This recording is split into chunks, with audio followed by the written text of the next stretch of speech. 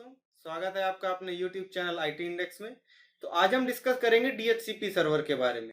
Linux में DHCP server का use किस तरीके से किया जाता है। अब देखिए, DHCP सर्वर का यूज सिर्फ लाइनेक्स में ही नहीं, अगर आप विंडोज सर्वर का भी यूज करें तो उसमें भी होता है। तो DHCP एक अपने आप में ब्रॉड कैटेगरी, वो मल्टीपल जगह पे यूज किया जाता है, क्योंकि DHCP कोई एक ऐसी चीज नहीं है कि एक पर्टिकुलर ऑपरेटिंग सिस्टम में यूज हो। DHCP एक प्रोटोकॉल है, तो डीएच विंडोज में, लाइनेक्स में, हर उसमें यूज किया जाता है। बट डिफरेंस क्या है कि आपने जो विंडोज में यूज करते हैं तो GUI मोड में होता है, उसकी कॉन्फ़िगरेशन वैसे करते हैं। लाइनेक्स में हम कमांड के थ्रू उसको कॉन्फ़िगर करते हैं, कॉन्सेप्ट उसका वही है। तो जो लोग ऑलरेडी नेटवर्किंग वगैरह पढ़ चुके हैं पहले से, या किसी ने विंडोज सर्वर के बारे में पढ़ा हुआ है, तो उनको DHCP के बारे में पता होगा, तो वो ये पार्ट स्किप कर सकते हैं, डायरेक्ट कॉन्फ़िगरेशन देख सकते हैं अगर लाइनेक्स की कॉन्फ़िगरेशन देखने आए इस वीडियो में। अदरवाइज जो नए लोग हैं वो हमारी पूरी वीडियो यहाँ से फॉलो करेंगे तो उनको DHCP का कॉन्सेप्ट समझ में आएगा, प्लस लैब की कॉन्फ़िगरेशन तो हम बताएंगे ही आगे। तो चलिए आते हैं अपने टॉपिक पे। तो आज हम यहाँ पे पढ़ेंगे DHCP के बारे में। DHCP का फुल फॉर्म क्या है? Dynamic host configuration protocol. ठीक है, ये तो हो गया देखिए नाम। अब अगर इसकी वर्किंग समझे तो हमने भी देखिए हर जगह आपको बताते आ रहे हैं शुरू से वीडियो में अभी तक कि आप जब टेक फील्ड में आ जाते हैं तो फिर आप मोबाइल की बात कीजिए, आपका पर्टिकुलर कोई लैपटॉप हो गया, आपके घर में कोई डेस्कटॉप है, तो उसकी हर किसी की एक तो IP एड्रेस होता है जो चेंज होता रहता है। ठीक है, एक मैक एड्रेस होता है। हमें यहाँ पे मैक एड्रेस में डिस्कस नहीं करने बैठ रहा हूँ, बस एक कॉन्सेप्ट मैं आपको बता रहा हूँ कि हर किसी उसमें एक मैक एड्रेस भी होता है, हमारी जो भी मशीनरी है। तो अब इसमें क्या, देखिए मैक एड्रेस तो फिक्स होता है हमारा, ठीक। एंड अब बात करते हैं IP एड्रेस की। तो IP एड्रेस क्या है कि हमारा चेंज होता रहता है। अब वो चेंज किस अकॉर्डिंग होता है कि सपोज आप कभी चेक कीजिएगा, अगर आप लैपटॉप भी यूज कर रहे हैं तो अगर आप पहले अपने मोबाइल से हॉटस्पॉट के थ्रू कनेक्ट कीजिएगा, फिर अपने लैपटॉप की IP चेक कीजिए, तो IP दूसरी आएगी। सेम केस में आप सपोज कहीं दूसरी जगह जाते हैं, वहां के नेटवर्क से आप कनेक्ट कीजिए, आपकी IP चेंज हो जाएगी। ठीक है, तो एग्जाम्पल के थ्रू यहाँ पे आप समझ लेते हैं कि चेंज किस तरीके से होता है। सपोज आप देख लीजिए, ये है आपका PC, ये आपका मोबाइल है, इसमें आपने हॉटस्पॉट ऑन किया और इसको यहां से कनेक्ट कर दिया। ठीक है, तब इस केस में क्या हो रहा है कि ये आपका एज ए DHCP वर्क कर रहा है। ठीक है, तो ये क्या करेगा, इसको IP प्रोवाइड कराएगा। अब मैं देखिए IP प्रोवाइड कराएगा, इस प्रोसीजर को भी एक हम लोग नाम से बोलते हैं डोरा प्रोसेस। ठीक है, डोरा प्रोसेस में क्या होता है, सबसे पहले एक नेटवर्क डिस्कवर करता है, ठीक है, फिर उसको एक्नॉलेजमेंट भेजा जाता है, IP रिक्वेस्ट मांगता है, फिर वहां से IP असाइन होती है, फिर उसके एक्नॉलेजमेंट आते हैं। ठीक है, ये प्रोसेस मैं अभी नहीं बताने बैठ रहा हूँ यहाँ पे। अभी बेसिक हमारा यहाँ पे क्या है पॉइंट कि लाइनेक्स में DHCP किस तरीके से कॉन्फ़िगर करते हैं। अगर आपको DHCP डिटेल में पढ़ना है तो आप हमारी CCNA सीरीज जो चल रही है, हमारी चैनल वीडियोज अपलोडेड है, उस पर आप जाके देख लीजिए, DHCP की कंप्लीट उसमें वीडियो बनी हुई है। तो उसमें आपको एक एक हमने अच्छे से डिस्क्राइब किया हुआ है, डोरा प्रोसेस क्या है, उसमें टाइमिंग कैसी क्या, काफी डिटेल में है हमारी वीडियो। ठीक है, तो यहाँ पे जनरल कॉन्सेप्ट के तरीके में यहाँ बात करेंगे। ठीक है, तो इसमें क्या हुआ, IP, इस PC को IP कौन प्रोवाइड करा रहा है, ये आपका मोबाइल, क्योंकि यहाँ इस पे इंटरनेट के थ्रू ये कनेक्टेड है। सपोज अब मान लीजिए ये आपका राउटर रखा हुआ है, यहाँ पे आप कहीं दूसरी जगह पे गए, ये आपका राउटर है, आपने इससे कनेक्ट कराया। तो अब यहां पे क्या होगा कि एक बहुत ही रेयर केस में ऐसा होगा कि सेम IP दोनों दे दें। ठीक है, क्योंकि इंटरनेट की तो ये अगर इंटरनेट से कनेक्ट है तो ये यहां से, तो इसकी जो पब्लिक IP की वो एक अलग है, फिर मोबाइल आपका बीच में एज ए DHCP वर्क कर रहा है, वो आपको एक प्राइवेट नेटवर्क प्रोवाइड कराता है। तो उस वजह से देखिए, मोबाइल आपको नेट देगा, नेटवर्क दे रहा है IP, तो भी प्राइवेट होगी, राउटर देगा तो भी वो प्राइवेट होगी। प्राइवेट इन द सेंस ये राउटर से और पीसी के बीच में, ठीक है। तो एक बहुत ही रेयर केस में ऐसा होता है कि सेम मिल जाए, ठीक है, बट वो सेम का मतलब ये नहीं कि ये आईपी और ये आईपी बिल्कुल सेम ही है, देखने में वो सेम है, बस वो नेटवर्क एक अलग है, ये नेटवर्क, इन दोनों का कोई आपस में कनेक्शन नहीं है, ठीक है। तो अब देखिए लाइनक्स में डीएचसीपी किस तरीके से वर्क करता है। सपोज मान लीजिए यहाँ पे मल्टीपल पीसीज हमने लगा रखे हैं, ये कोई ऑर्गेनाइजेशन है। तो अब मैनुअल हर बार क्या है कि देखिए आपने एक नेटवर्क डिक्लेयर किया कि हम यहाँ पे नेटवर्क अपना रन करेंगे 192.168.10.0 से आगे, ठीक है। CIDR सपोज 24 हमने दे दिया, ठीक है। तो ये आपका नेटवर्क आपने बोला। तो अब ये आपस में नेटवर्क से कैसे कनेक्टेड होंगे? सबसे पहले तो आप इनको वायर से या वाईफाई से कनेक्टिविटी इनके बीच में स्टेब्लिश करेंगे, ठीक है। फिर उसके बाद ध्यान ये रखना रहेगा आपको कि अगर आप सभी को मैनुअल आईपी दे रहे हैं तो आपको सपोज वहां पे 100 कंप्यूटर्स हैं, 150 कंप्यूटर हैं, ठीक है। 150 कंप्यूटर्स में मैनुअल आईपी देना एक बहुत ही हेडेक का काम है, ठीक है। बाई चांस आपने रिप्लेस कर दी तो पूरा नेटवर्क वहां पे गड़बड़ कर जाएगा कि अब कौन से डेटा हम किधर पे सेंड करें, ठीक है। उस चीज से बचने के लिए क्या करते हैं हम यहाँ पे एक सेंट्रलाइज डीएचसीपी सर्वर कॉन्फ़िगर करते हैं। तो इस केस में क्या होगा कि हमने इसको कॉन्फ़िगर कर रखा है, इसमें हमने इसको बता दिया कि हमारा नेटवर्क कौन सा रन कर रहा है 168.10.0, ठीक है। CIDR 24, तो उसको पता है हमें कहां तक आईपी प्रोवाइड करानी है। तो इसमें आईपी हमारी कहां तक रहेंगी 192.168.10.255, ठीक है। तो अब आईपी यहां 1 से लेके यहां 254 तक आईपी डिस्ट्रीब्यूट करेगा। तो अब डीएचसीपी सर्वर को पता है कि हमें एक ही आईपी दो मल्टीपल पीसीज को डिस्ट्रीब्यूट नहीं करनी है। तो अब यहाँ पे हमारा जो मैनुअल काम था वो बंद खत्म हो गया। जितनी बार भी कोई यहाँ पे कनेक्ट करेगा पीसी को अपने, उसको यहाँ से आईपी प्रोवाइड करा दी जाएगी, ठीक है। बट एक बार जो आईपी यहाँ पे प्रोवाइड कराएगा डीएचसीपी, दोबारा वो किसी को नहीं देगा, ठीक है। तो ये हमारा कॉन्सेप्ट है डीएचसीपी का। डीएचसीपी का मेन यूज इसीलिए होता है, मेन यूज का यूज ही इसीलिए होता है डीएचसीपी के, इसलिए आईपी प्रोवाइड कराने के लिए। अब देख ये एक जनरल बिल्कुल हो गया। अब इसमें थोड़ा और एडवांस की अगर बात करें तो इसमें होता है कि सपोज ये एक मेन पीसी है, ठीक है, हमारे डिपार्टमेंट हेड जो है उनका ये मेन पीसी है। तो वो बोल रहे हैं कि नहीं हमें एक ही आईपी हर बार चाहिए, हम जितनी बार भी कनेक्ट करेंगे। तो वो भी आप यहाँ पे वर्क कर सकते हैं। डीएचसीपी को कॉन्फ़िगर करने के होते हैं एक मैक एड्रेस स्टिक कर देते हैं, इस मैक एड्रेस से अगर आईपी की रिक्वेस्ट आती है तो ये आईपी उसको प्रोवाइड की जाएगी, ठीक है। सपोज आपने वो यहाँ पे हमने क्या आईपी हमारी कहां से शुरू होगी 1 से लेके 254 तक जाएगी। हमने बोला नहीं हमें 1 से नहीं शुरू करना है, हमें 100 से 300 के बीच में डिस्ट्रीब्यूट करने हैं। हमारे पीसीज कितने हैं 150, ठीक है। तो रेंज हमारी कहां से, स्टार्टिंग पॉइंट कहां से हो जाएगा 100 एंड एंड कहां से होगा 300। अब ये सीक्वेंस ही चलेगा तो 250 तक जाके उसको कंप्लीट हो जाएगा। बट क्या है कि अगर आपने रेंज दे रखी 100 से 300, तो यहाँ पे 100 से लेके 300 तक पूरे एड्रेस वो फुल कर देगा, ठीक है। 200 एड्रेसेस मिलेंगे हमारे पास। उसका 200 के बाद अगर कोई पीसी कनेक्ट करने की रिक्वेस्ट डालेगा तो उसको आईपी प्रोवाइड नहीं होगी, क्योंकि हमने उसमें रेंज सेट कर रखी कि हमें सिर्फ 100 से लेके 200 तक आईपी डिस्ट्रीब्यूट करनी है, ठीक है। तो ये हमने कॉन्सेप्ट अब यहाँ पे देख लिया। तो ठीक है, अब देखते हैं अपनी लाइनेक्स मशीन पे ये जो चीजें हमने यहाँ पे कॉन्सेप्ट समझी है, तो उसको कॉन्फ़िगरेशन करके देखते हैं। उसके पहले देखिए आप ये चीज ये देख लीजिए। अब डीएचसीपी हम जब वहां पे वर्क करेंगे तो सबसे पहले आ जाता है कि हमें इंस्टॉल क्या करना है, डीएचसीपी पैकेज किस तरीके से इंस्टॉल करेंगे। तो उसके लिए आपको कमांड रन करनी है yum install dhcpd, ठीक है। तो ये आपको पैकेज इंस्टॉल करना है, ठीक है।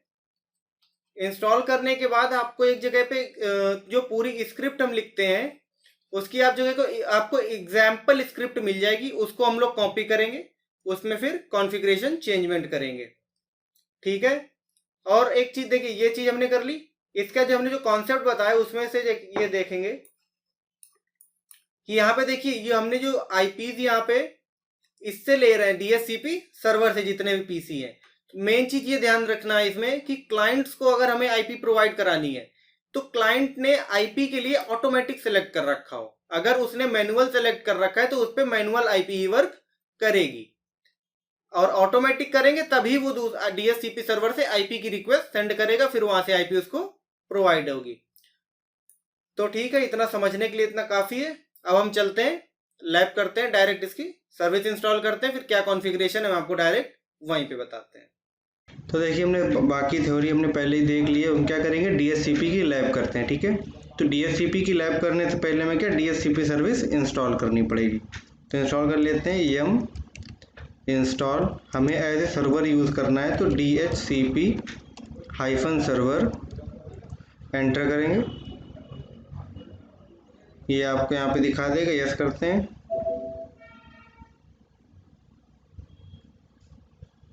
ठीक है, तो सर्विस हमारी इंस्टॉल हो चुकी है। ठीक, अब नेक्स्ट चीज़ हमें क्या करनी होगी, हमें कॉन्फ़िगर करना होगा। डीएचसीपी हम किस लिए यूज़ कर रहे हैं कि बाकी जितने भी कंप्यूटर्स कनेक्ट हों उनको आईपी प्रोवाइड करने के लिए। तो हमें ये भी तो यहाँ पे डिक्लेयर करना पड़ेगा कि आईपी किस रेंज से किस रेंज तक दे, आईपी स्टार्ट कहाँ से होगी, और जिस सर्वर आप जैसे इस सिस्टम पे हम इसको क्या मेन डीएचसीपी सर्वर बना रहे हैं तो ये इसकी आईपी मैनुअल हम डिसाइड करेंगे कि इसकी आईपी रहेगी। ठीक है, इसके बाद इसमें जितने भी सिस्टम कनेक्ट होंगे इस सर्वर से उसमें आपको ऑटोमेटिक सेलेक्ट करना होगा ताकि ये जो आईपी वहाँ पे प्रोवाइड करे वो उसको एक्सेप्ट कर ले। ठीक है, तो हम अभी कुछ आईपी चेंज नहीं कर रहे हैं, अपने सिस्टम की डायरेक्ट आईपी चेक कर लेते हैं, वही इसमें हम कॉन्फ़िगर कर देंगे। ठीक है, तो आईपी चेक कर लेते हैं, आईपी ए। अब ये देखिए यहाँ पे हमारी आईपी क्या चल रही है 192.168.10.10। CIDR कितना है 24। ठीक है, तो इसके अकॉर्डिंग हम पूरा अपना DHCP कॉन्फ़िगर करेंगे। तो DHCP कॉन्फ़िगर करने से पहले एक चीज़ ये देखिए, कॉन्फ़िगरेशन की जो पूरी आपकी स्क्रिप्ट होती है तो वो आपको स्टार्टिंग से पूरी लिखने की ज़रूरत नहीं है। DHCP आप जैसे इंस्टॉल करते हैं तो आपको कॉन्फ़िगरेशन सैम्पल भी आपको वहाँ पे प्रोवाइड हो जाता है। अब DHCP की कॉन्फ़िगरेशन फाइल हम कहाँ पे क्रिएट करते हैं पहले देख लेते हैं। VI ETC के अंदर DHCP, इसके अंदर DHCPD.conf। ठीक है, अब ये देखिए यहाँ पे हमें दिखा रहा है CUSR share doc DHCP server DHCP.conf.example, मतलब इस लोकेशन पे वो एग्जाम्पल फाइल है उसको हम यहाँ पे कॉपी कर देंगे। ठीक है, तो इससे बाहर जाते हैं हम, अब डायरेक्ट उस लोकेशन से यहाँ पे कॉपी कर लेते हैं। तो कॉपी कहाँ से करना है हमें, CP कर देते हैं USR के बाद share doc DHCP server and DHCPD.conf.example। कहाँ पे करना है, डेस्टिनेशन क्या है हमारी ETC के अंदर DHCP एंड DHCP के अंदर DHCPD.conf। अब देखिए ओवरराइट की वार्निंग मांग बोलेगा आपको, यस कर देते हैं, ओवरराइट कर देगा। अब वापस से हम DHCP की कॉन्फ़िगरेशन फाइल पे चलते हैं। तो ये देखिए अब यहाँ पे पूरी कॉन्फ़िगरेशन यहाँ पे लिख के आ गई है। ठीक है, देखिए आपको यहाँ पे सिर्फ मेजर 2 चेंज करने हैं। फर्स्ट, ये जो आपका अथॉरिटेटिव लिखा है कमेंटेड है, इसको अनकमेंट कर देंगे। एंड सेकंड, आप नीचे चलते चले आइए, ये पैराग्राफ जहाँ पे आपको मिलेगा a slightly different configuration for an internal subnet. ठीक है, तो इसमें देखिए सबनेट दूसरा डिक्लेयर किया गया है, हम इसको अपने अकॉर्डिंग करेंगे। तो अपने अकॉर्डिंग हमें यहाँ पे देना है। तो ये देखिए हमारे सिस्टम पे आईपी क्या चल रही थी 192.168.10.10। ठीक है, एंड इसका नेट मास्क कितना होगा 0, क्योंकि CIDR कितना था 24। अगर CIDR वाला कॉन्सेप्ट आपको नहीं क्लियर है तो आप IPv4 वाली प्लेलिस्ट देख लीजिए, वहाँ से आपको सारे डाउट्स क्लियर हो जाएंगे इसके। ठीक है, तो फर्स्ट आपने अपने मेन सर्वर की IP एंड नेट मास्क दे दिया। अब इसके बाद यहाँ पे रेंज डिक्लेयर कर देते हैं। इसकी रेंज देखिए यहाँ पे क्या होता है कि सपोज हमारे पास कितने 254 एड्रेसेस हैं, हम चाहते हैं यहाँ पे 100 से 150 के बीच में IP डिस्ट्रीब्यूट करे वो। तो हम यहाँ पे देते हैं 192.168.10.100। 100, ठीक है, ये स्टार्टिंग रेंज हो गई। फिर 192.168.10.150, ठीक है। तो ये हमने इसकी रेंज यहाँ पे डिसाइड कर दी।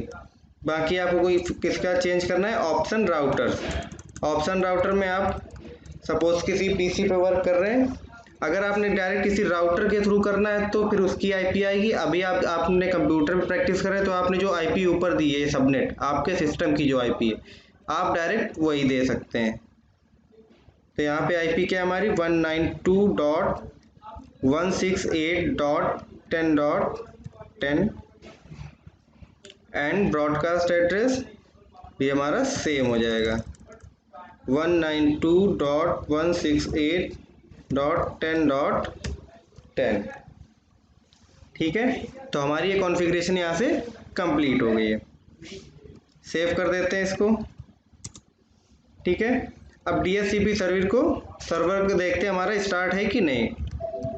सिस्टम CTL स्टेटस DHCPD, ठीक है, इनएक्टिव है। तो इसको स्टार्ट कर लेते हैं पहले। स्टार्ट,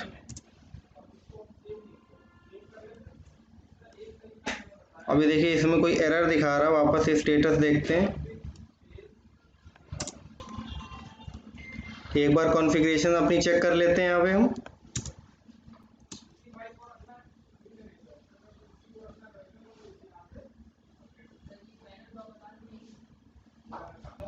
तो अब देखिए यहाँ पे हमने जो सबनेट दिया है डायरेक्ट आईपी एड्रेस दे दिया, हमें ये नहीं देना, हमने 24 हमने CIDR दिया है।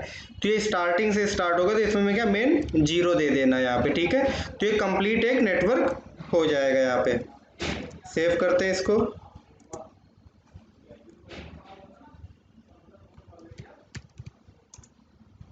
सर्विस स्टार्ट करके देखते हैं, ठीक है, कोई एरर नहीं है, मतलब हमारी सर्विस स्टार्ट हो चुकी है। स्टेटस देख लेते हैं एक बार।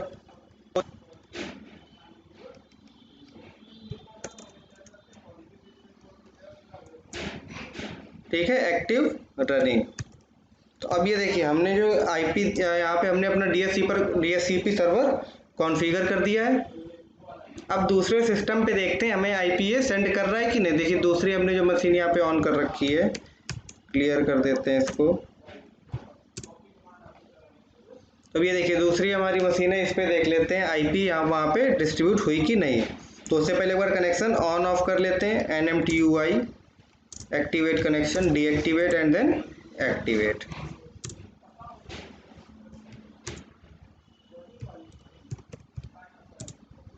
अब आईपी देखते हैं, IPA। तो ये देखिए हमने इसमें आईपी क्या दिखा रहा है 10.100 से, ठीक है। हमने क्या सेट किया था कि 100 से 150 के बीच में डिस्ट्रीब्यूट करेगा। हम दूसरी मशीन पे चेक कर लेते हैं, यहाँ पे 100 सपोज दिया हुआ है, क्लियर करते हैं।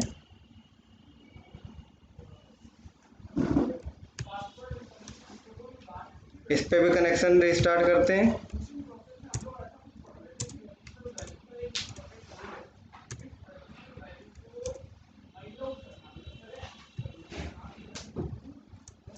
अब आईपी चेक कर लें इसकी भी। अब ये देखिए यहाँ पे क्या दे रहा है 101, ठीक है। तो हमने यहाँ पे इसको as a main DHCP server configure कर दिया है और ये आईपी भी डिस्ट्रीब्यूट कर रहा है। तो यहाँ से हमारा DHCP टॉपिक कंप्लीट होता है।